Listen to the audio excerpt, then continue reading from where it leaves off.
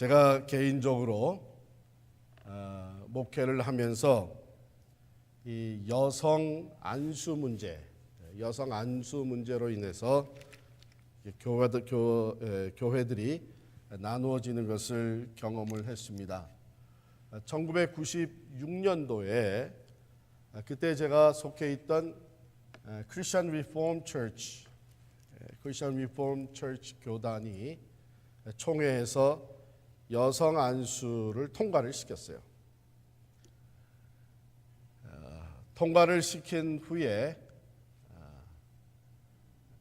몇 교회들이 그 교단을 떠났습니다.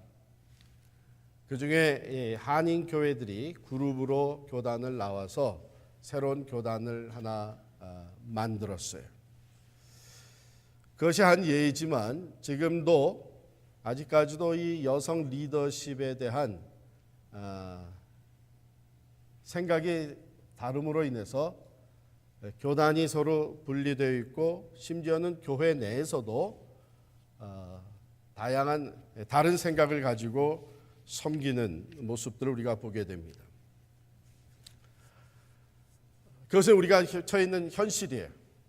우리 교회도 속해 있는 교단이 여성 안수를 인정을 하고 있는 교단이기 때문에 계속해서 교단에서는 여자 장로를 뽑아야 된다. 왜 필그림교회는 여자 장로가 없느냐? 적어도 교인의 절반이 여자인데 그 여성들을 represent 할 수 있는 여성 장로가 없다는 것은 이 당회의 그 대표성에 있어서 문제가 있다. 이래가지고 계속 프레셔를 받아왔다가 정말 처음으로 우리 여자 장로를 세우게 됐어요. 그럼에도 불구하고 아직 우리들 사이에서도 그 여성 리더십에 대한 생각이 다른 것이 현실입니다. 근데 오늘 본문은 누가 뭐라 해도 실제적으로 이 여성 리더십에 대해서 얘기할 때마다 가장 많이 사용되었던 본문인 것은 분명합니다.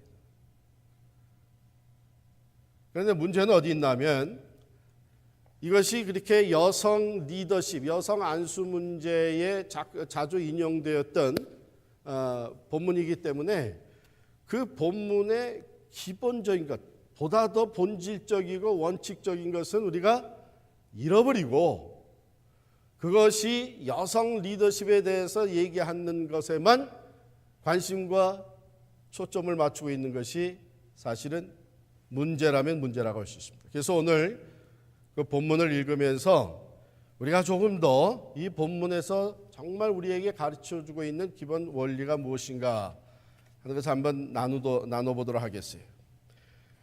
먼저 본문은 여자들에 대한 얘기만 하고 있지 않습니다. 본문의 시작은 남성들에 대한 말씀으로 시작을 하고 있어요.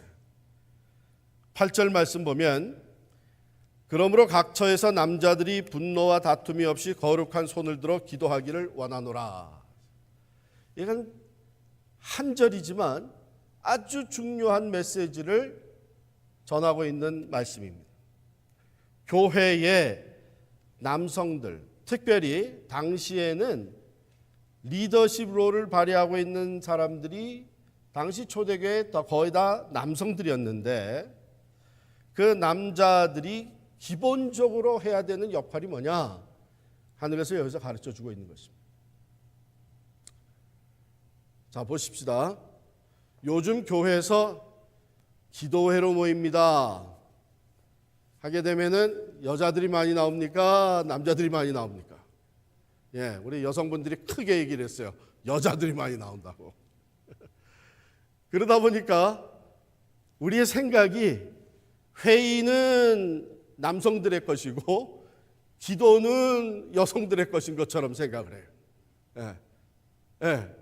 이 디스커션하고 회의하고 결정하는 것은 남성들의 몫이고 봉사하고 기도하는 것은 여성들의 몫이라고 생각해요. 그런데 오늘 말씀은 남자들에게 각 처에서 기도하라고 하는 거예요. Everywhere. 우리가 좀 나눠서 생각하면요. 먼저는 어디에 있든지 각 처에서 기도하라고 하죠.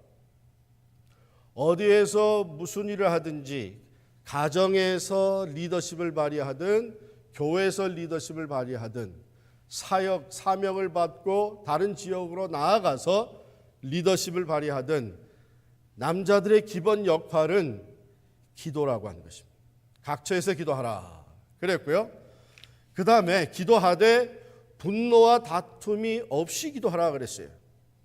분노와 다툼이 없다 하는 이 말은 마음속에 분을 그대로 품고, 즉 다른 사람을 용서해 주는 마음이 없이 분노를 그냥 가진 채로, 또 다툼, 이웃과의 관계가 문제가 생겨 있는 그대로 분열과 또한 이 원망이나 이런 것을 그대로 갖고서 기도할 때에는 그게 하나님과 통하지가 않는다는 얘기예요. 우리가 기도할 때에 이웃과의 관계가 매우 중요합니다. 그러면 마태복음 5장 23절 24절에 보면 우리가 너무 잘 아는 말씀이죠. 그러므로 예물을 제단에 드리려다가 거기서 내 형제에게 원망을 들을 만한 일이 생각이 나거든 어떻게 하라 그랬어요? 예물을 제단 앞에 놔두고 먼저 가서 그 형제와 화목하고 그 후에 와서 예물을 드리라. 하나님은 자비와 용서의 하나님이십니다. 그 자비와 용서의 하나님에게 기도하는 우리가 나는 용서하지 아니하고 자비를 베풀지 아니하고 분노를 그냥 품고 있는 상태에서 기도한다면 그 하나님과 통할 수가 없습니다. 그래서 남자들이 각처에서 기도하되 분노와 다툼이 없이 기도를 해라. 이웃과의 화목한 관계를 가지고 기도하라는 것입니다. 그 다음에 거룩한 손을 들어 기도하기를 원하노라 그랬어요. 거룩한 손을 들어 기도하기를 원하노라. 여기서 우선 그 기도하는 그 파스처를, 자세를 한번 생각해 보죠. 유대인들은 서서 손을 들고 하늘을 바라보면서 기도하는 것이 평상 기도하는 자세였어요. 그러면 손을 들고 하늘을 바라보며 기도한다는 것은 무엇을 의미하나 하면 하나님에 대한 신뢰와 열망을 의미하는 것입니다. 하늘을 바라보면서 손을 들고 기도한다고 하는 것은 하나님을 온전히 신뢰하며 열망하는 자세를 의미하는데, 그 손이 어떤 손이라 그랬어요? 거룩한 손을 들어 기도하길. 거룩한 손이란 말은 죄의 문제가 해결된 손을 얘기합니다. 다른 말로 하면 깨끗한 손을 얘기하는 거예요. 우리 시편 24편 3절 4절 한번 다 찾아서 읽어보겠습니다. 시편 24편 3, 4절입니다.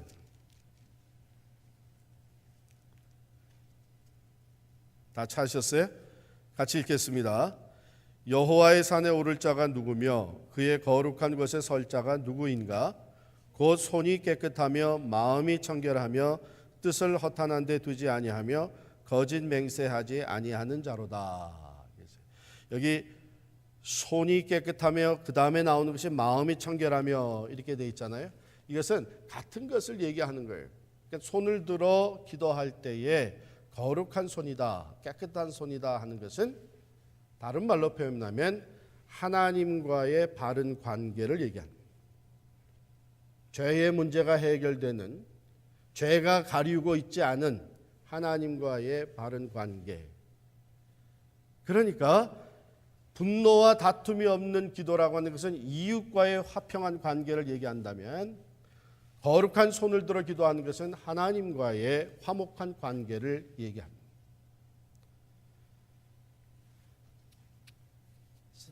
남자들의 기본 역할, 다른 말로 얘기하면 당시의 교회가 남자들이 리더십을 발휘하고 있었던 것이고, 남자들이 가정에서 리더십을 발휘하고 남자들이 여성 위에 리더십을 발휘하는 존재라면 그들에게 주어진 가장 기본적인 역할이 기도라는 거예요. 기도란. 내게 주어진 역할을 바로 감당하기 위해서 내가 부족한 지혜를 얻고 내게 부족한 능력을 얻고 하나님의 뜻을 따라서 리더십을 발휘함으로 가정을 바로 세우고 교회를 바로 세워나가고 사역을 제대로 감당하기 위해서 가장 기본적으로 요구되는 것이 기도라고 합니다. 적지 않게 도전이 되는 말씀이죠. 우리 남성들에게. 기도보다는 회의하기를 좋아하고 기도보다는 행동하기를 먼저 좋아하고 그런데 가장 기본적인 역할이 기도라고 하는 것입니다. 자, 그리고 나서 본문의 대부분은 여성들에 대한 것을 다루고 있습니다. 여자들의 기본 역할은 한마디로 요약하면 정숙과 순종이라고 할 수 있습니다. 자, 먼저 9절 말씀 보겠습니다. 또 이와 같이 여자들도 단정하게 옷을 입으며 소박함과 정절로서 자기를 단장하고 따은 머리와 금이나 진주나 값진 옷으로 하지 말고 오직 선행으로 하기를 원하노라. 이것이 하나님을 경외한다는 자들에게 마땅한 것이니라. 이것은 외모를 얘기하는 것이죠. 바깥으로 나타내 보이는 치장, 이것에 있어서 정말 값진 이 외모, 치장은 어떤 것이냐? 값 나가는 진주나 값진 옷, 이런 것이 진정한 치장이 되지 못하고 소박함과 정절과 선행으로 하는 것이 값진 치장이 된다 하는 것을 얘기합니다. 이것이 하나님을 경외하는 자들에게 마땅한 것이니라.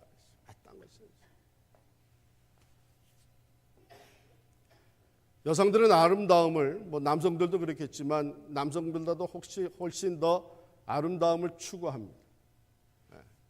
그렇기 때문에 밖에 나가기 위해서 준비하는 데에 남성들이 한 15분이면 준비가 끝난다면 여성들은 거기에 한 적어도 4-5배는 더 시간이 들게 마련이죠.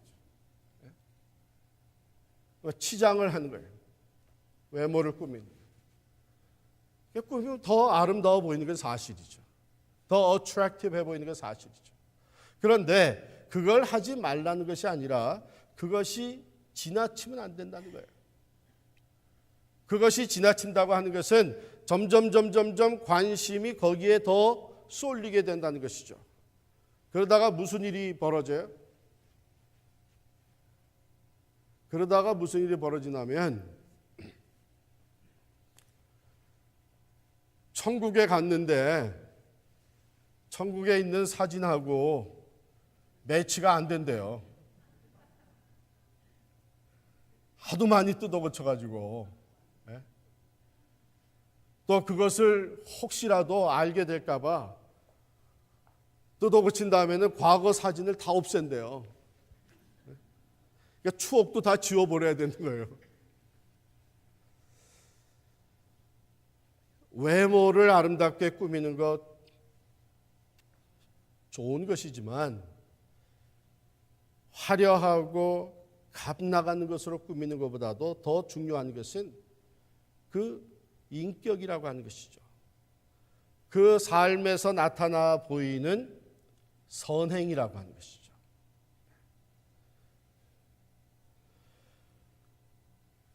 단정함과 선행의 외모를 갖추라고 하는 것이, 그 다음에 두 번째로는 여자는 일체 순종함으로 조용히 배우라. 여자가 가르치는 것과 남자를 주관하는 것을 허락하지 아니하노니 오직 조용할지니라. 그래가지고 여자가 무슨 교회 와서 말을 하려고 그러냐. 잠잠히 있지. 여자가 교회에서 사역하고 봉사하고 참여하는 것을 자꾸 제한하는 사람들이 없잖아 있어요. 요거에 대해서는 제가 그 다음에 좀 더 설명을 드리겠습니다. 그런데 여기서 중요한 것은 순종의 정신을 강조하고 있는 것이죠. 왜 이런 것을 강조하게 됐는가? 당시의 그 배경을 보면은 기독교가 들어가면서 여성의 지위에 상당한 변화가 일어났어요. 가령 지금 이 편지는 에베소 교회에다 보낸 거잖아요. 디모데가 에베소 교회를 맡아서 목회하고 있는데 그 에베소 교회는 유대인들뿐만 아니라 이방인들, 헬라 문화권 속에 있는 이방인들도 같이 모이는 교회가 됐어요.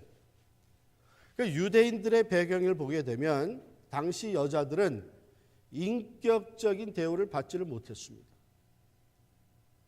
그러니까 유대인의 여자들은 이방인이나 또는 아이들이나 또는 물건과 같이 취급을 받았어요. 그러니까 여성들의 말을 신임을 하지 않았기 때문에 여성들은 법정에서 증인이 될 수가 없었어요. 이런 식으로 여성은 인간적인 대우를 받지 못하고 억압 가운데 지내고 있었어요. 아이들이나 노예나 이방인들 같이 여겨졌어요. 또 헬라 문화권 속에서도 마찬가지였습니다. 여성들은 외부적으로 퍼블릭리 함부로 다닐 수가 없었습니다. 그런데 그 중에 외부적으로 마음껏 다니는 사람들이 있었는데 그 사람들의 대부분은 어떤 사람들이었냐면은 소위 얘기하면 그 템플 프로스티튜트, 그러니까 이방 우상을 섬기는 그 템플에서 창녀 행위를 하던 사람들이 있었습니다. 수천 명이나 있었다 그래요. 가령 고린도에 보게 되면은 템플 오브 아프로다이트라고 하는 것이 있었고, 이 편지가 보내진 에베소에는 템플 오브 다이아나라고 하는 다이아나 신전이 있었어요. 그럼 그 신전에는 바로 그 우상 신에게, 다이아나 여신에게 제물을 드리고 제사를 드리는 행위 중에 하나가 거룩한 성교를 하는 거예요. 그걸 하는 사람들이 sacred prostitutes로서 신전에서 창녀 역할을 했던 거예요. 이 사람들은 거기에만 모여있던 사람들이 아니라 평상시에는 거리에도 자유롭게 다니는, 그러니까 그런 취급을 당하던, 그 외에는 모든 여자들은 억압당하고 물건 취급당하고 인격적인 대우를 받지를 못했어요. 그런데 기독교가 들어가면서 여성들의 지위가 매우 상승됐습니다. 여성들이 같이 성전에 모일 수 있게 되었죠. 과거에는 어땠어요? 유대인들이 성전에 모여서 하나님을 예배할 때에 여성들이 들어갈 수 있는 여성들의 뜰이 있었고, 그 다음에 그 안으로 남성들이 들어간 데는 여성들은 들어갈 수가 없었어요. 그러니까 진정으로 얘기하면 여성들은 제사 드리는 데까지는 갈 수가 없었어요. 그런데 예수 그리스도 안에서 유대인이나 이방인이나 자유인이나 또는 노예나 남자나 여자나 평등하다 하는 이런 진리 속에서 공동체가 새롭게 만들어지기 시작을 했습니다. 그러니까 여성들의 지위가 굉장히 자유함을 얻게 됐어요.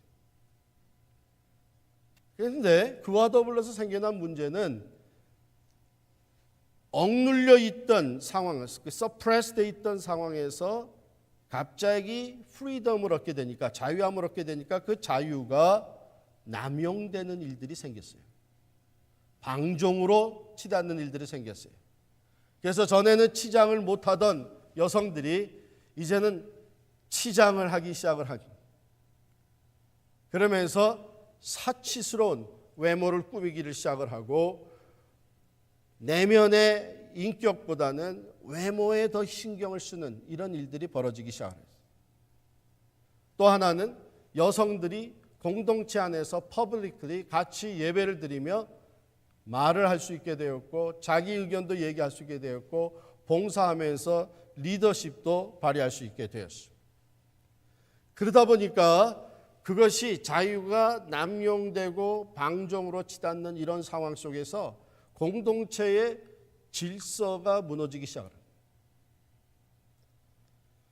특히 지도자의 권위에 대한 반발이 일어나기를 시작했어요. 그래서 사도 바울은 이 말씀 속에서 여성들이 그 가운데에서 오토리티에 순복할 것을 가르치고 있는 말씀이 바로 11절, 12절 말씀. 여자는 일체 순종함으로 조용히 배우라. 여자가 가르치는 것과 남자를 주관하는 것을 허락하지 아니하느니 오직 조용히 할지니라. 그 당시에는 리더십을 다 남성들이 잡고 있었기 때문에 그 남성들에게 리더십과 오토리티가 주어졌으니 그들에게 순복하라고 하는 가르침을 준 것입니다. 그리고 마지막 15절에 보면 그러나 여자들이 만일 정숙함으로써 믿음과 사랑과 거룩함에 거하면 그의 해산함으로 구원을 얻으리라 하는 말씀입니다. 정숙한 신앙 인격을 갖추는 것, 정숙함으로써 믿음과 사랑과 거룩함에 거하는 것, 이것을 강조하고 있습니다. 그런데 그 다음에 나오는 말씀이 참 해석하기가 힘든 말씀이에요. 그의 해산함으로 구원을 얻으리라. 여러분, 이것을 아주 익스트림하게 잘못 해석한 경우가 어떤 경우가 있었냐면 애를 낳지 못하는 여자는 구원을 받지 못한다, 이렇게까지 해석한 경우가 있었어요. 그 말씀을 그렇게 읽는 거예요. 예?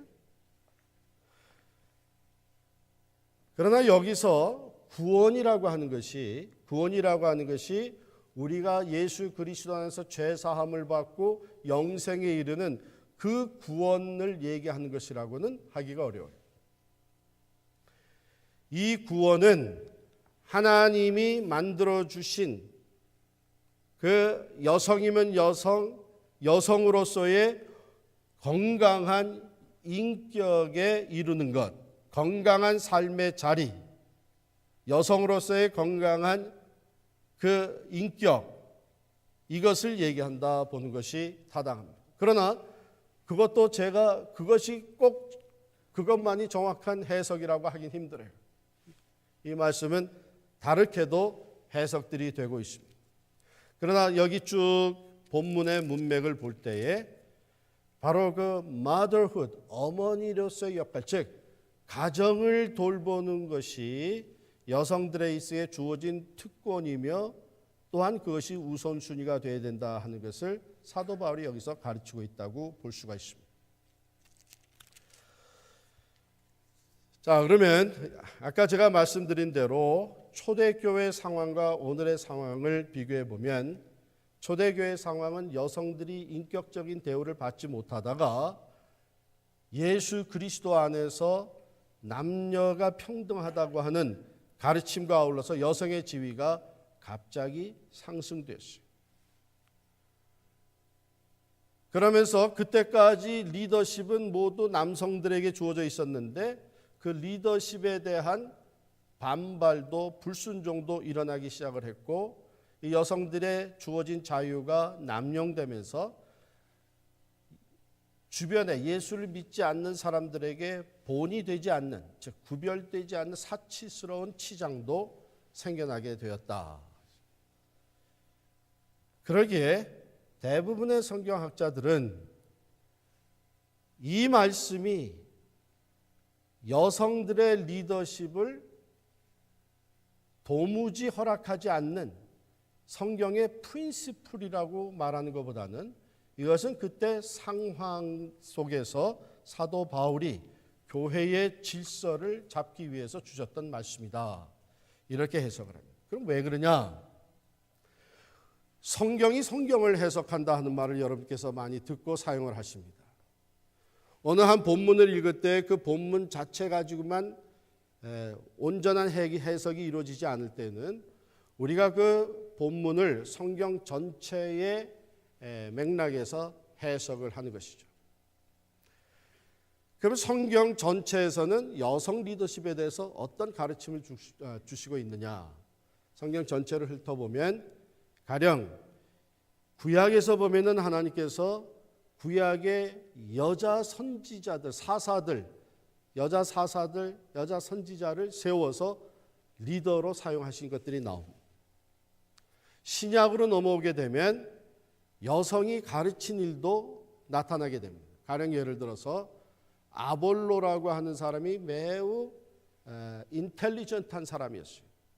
그런데 브리스기아와 아굴라와 브리스기아가 보니까 아볼로가 지적으로는 이성적으로는 뛰어난 사람인데 아직 성령에 대해서 제대로 깨우치지 못하고 있는 것을 보고 아볼로를 데려다가 가르치는데 부부가 같이 가르칩니다. 그러니까 여성이 가르친 내용이 나옵니다. 또 빌립보 교회 보면 빌립보 교회에다가 바울이 쓴 편지에 유오디아라고 하는 사람과 순두계라고 하는 사람이 나오는데 그 사람들이 교회의 리더였던 것이 분명합니다. 그런데 이 두 사람이 여성이었어요.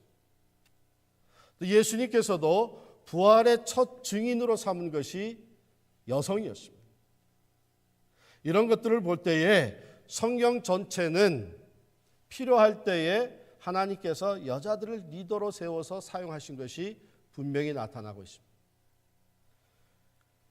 이런 맥락에서 그러면 오늘 본문은 그 당시 상황과 그 사회의 문화에서 볼 때에 여성들이 있어야 될 자리를 지키게 하는 가르침이 필요했다. 그래서 사도 바울이 이런 가르침을 준 것이라 이렇게 합니다. 그렇기 때문에 이것을 오늘날에도 그냥 그대로 반영해서 어떻게 여자가 가르치냐, 어떻게 여자가 목사가 될 수 있느냐, 이런 것들은 오늘 상황엔 맞지 않는 적용이라고 볼 수 있겠습니다. 자, 이 가르침은 오늘 상황에 우리가 어떻게 적용하는 것이 가장 바람직한가?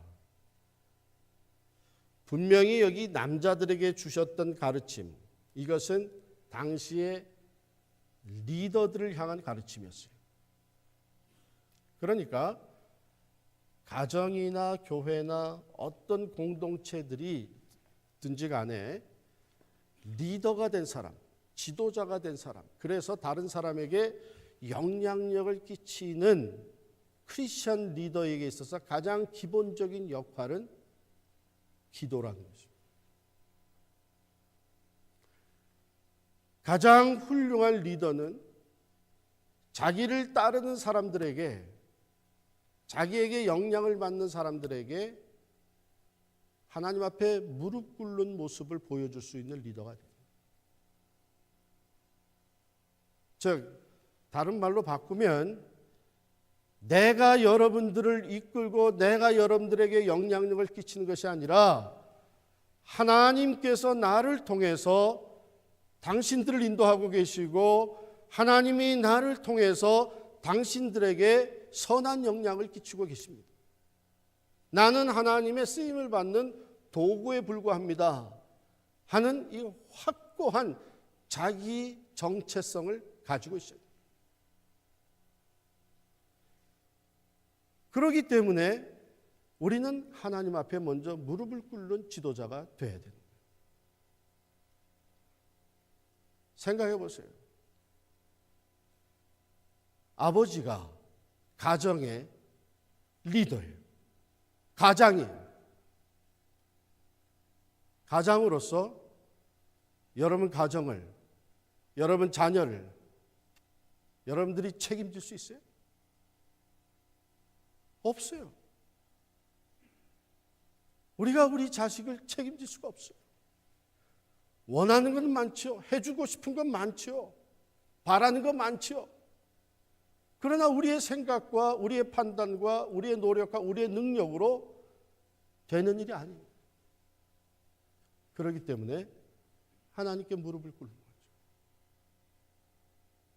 하나님께서 나를 통해서 우리의 가정을 세워주옵소서. 나는 지혜가 부족하고 능력이 부족합니다. 내 자식을 내가 지킬 수가 없습니다. 그래서 진정한 리더는 가정 무릎 꿇는 리더가 되어야 되고, 교회의 리더로 세움받은 사람들은 내가 교회 전체 목회를 맡았든 한 그룹을 맡았든 기본적인 역할이 먼저 기도하는 것입니다. 마음속에 분노와 다툼을 제거하고 거룩한 손을 들어서 하나님께 기도하는 것. 이것이 리더의 기본 역할입니다. 그런데 안타까운 것은 리더들이 자기에게 주어진 일을 하는 것이 우선순위가 돼가지고 기도보다는 일하는 데 바삐 움직일 수가 있어요. 사실 여러분 가장 존경받고 가장 신뢰받고 가장 영향력을 끼칠 수 있는, 그래서 따라오는 그 영향을 받는 사람들이 가장 신뢰하고 따를 수 있는 영적 지도자가 누구겠어요? 저는 이렇게 표현하고 싶습니다. 저분은, 우리 리더 저 사람은 하나님이 함께하는 사람이다. 하나님이 함께 하신다고 하는 증거들이 나타날 때에 그 사람의 영적 권위가 세워집니다. 신뢰하게 되고 존경하게 되고 따르게 됩니다. 영향력을 끼칠 수 있게 됩니다. 하나님이 함께하는 사람이 되기 위해서 우리가 가장 먼저 해야 되는 일은 하나님 앞에 무릎 꿇는 거예요. 바로 거기가, 거룩한 손을 들고 무릎 꿇는 그 자리가 우리 남성들이 리더십을 가진 자들이 먼저 가 있어야 될 자리라고 하는 것이 오늘 말씀의 가르침. 두 번째로, 오늘날 여성과 남성이 다 같은 위치에서 봉사를 하고 또한 교회를 섬기고 한다면 어쩌면은 그 당시에 여성들에게 주어진, 즉 리더를 따라가는 우리 모두에게 주어진 가장 기본적인 요구는 인격의 변화죠. 신앙 인격의 변화. 리더십에서 최근에 많이 하는 이야기가 뭐냐면, 진정한 리더가 되려면은 진정한 팔로워가 돼야 된다, 그런 얘기를 합니다. 진정한 크리스천 리더는 진정한 크리스천 팔로워다. 그 팔로워, 누구를 따라가냐? 우리 모두는 다 예수 그리스도를 따라가는 사람들. 그러니까 진정한 크리스천 리더는 자기가 먼저 예수 그리스도를 따라가는 모습을 보이고 예수 그리스도를 닮아가는 사람이 돼야 된다. 그런 맥락에서 오늘 우리에게 주신 이 말씀은 궁극적인 리더가 되시는 예수 그리스도를 따르는 우리 모든 성도의 기본적인 관심은 우리 자신들의 신앙 인격의 변화야. 외모로 치장하는 것이 아니라 단정함으로, 선행으로, 겸손히 배우는 일에 관심을 가지고 정숙함으로써 정조를 지키며 믿음과 사랑과 거룩한 인격을 쌓아가는 것, 이것이 우리 자신들이 추구해야 되는 우선 순위가 된다고 하는 것이죠. 오늘 이 말씀이 여러분과 저의 삶 속에 귀한 교훈과 또 도전이 될 수 있기를 바랍니다. 사실 우리가 어떤 일을 성공적으로 해내면 해낼수록 교만해지기 쉬운 사람들이 인간이에요. 우리 인간은 교만해지기 쉬운 거예요. 다른 사람의 인정을 받으면 받을수록 교만해지기 쉬운 거예요. 교만해질 때 가장 먼저 나타나는 현상이 뭐냐? 기도가 줄어든다는 거죠. 기도가 줄어든다. 내가 충분히 해낼 수 있다고 하는 생각이 우리의 마음속에 자리 잡게 됩니다. 내가 내 가정, 내 자녀 책임질 수 있다고 생각하게 되고, 내가 노력하면 해낼 수 있다고 하는 생각이 앞서게 됩니다. 과거에도 했는데 이제 못할 거냐 하는 그런 생각이. 그런 우리들에게 하나님의 말씀은 교회의 직분을 받아서 리더의 역할을 감당하는 우리 모두가 먼저 가 있어야 될 자리는 하나님 앞에 무릎 꿇는 자리다. 또 우리 모든 성도로서 예수 그리스도를 따르는 우리 모든 성도가 먼저 추구해야 되는 것은 일에 앞서서 어떤 일의 성취에 앞서서 우리 자신의 신앙 인격의 변화라 하는 것을 기억할 수 있기를 바랍니다.